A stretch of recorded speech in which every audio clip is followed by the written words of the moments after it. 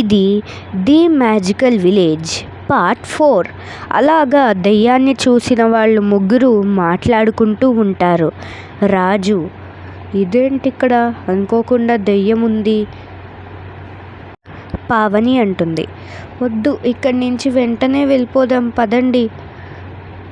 రాజు అంటాడు, ఇక్కడ ఉండి చూస్తేనే కదా తెలుస్తుంది, ఇప్పుడు మళ్ళీ వెళ్ళిపోదామంటావేంటి నువ్వే చెప్పి.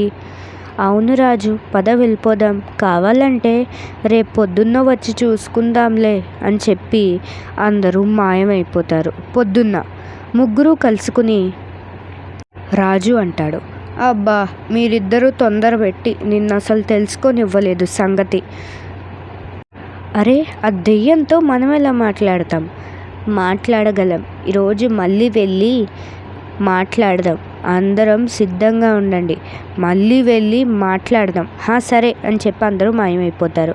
తర్వాత, ఏ దెయ్యం, ఏంటి నువ్వు ఈ మాయా ఊరు అవ్వడానికి కారణం నువ్వేనా? నేనే, నాకు కోపం వచ్చి ఇలా చేశాను. కానీ దెయ్యం, అది చాలా తప్పు కదా. తప్ప ఏంటి, మా అందరికీ ఇది అలవాటే అని చెప్పి అలా చెప్తూ ఉండగా ఆ పక్క ఇంటి ఆవిడ చూస్తుంది. చూసి జనాలందరికీ చెప్దామనుకుంటుంది. అలాగా ఆవిడ చూసి దెయ్యం దెయ్యం దెయ్యం అని చెప్పి గట్టిగా అరవడంతో ఆ దెయ్యం తన తప్పు తెలుసుకుంటుంది.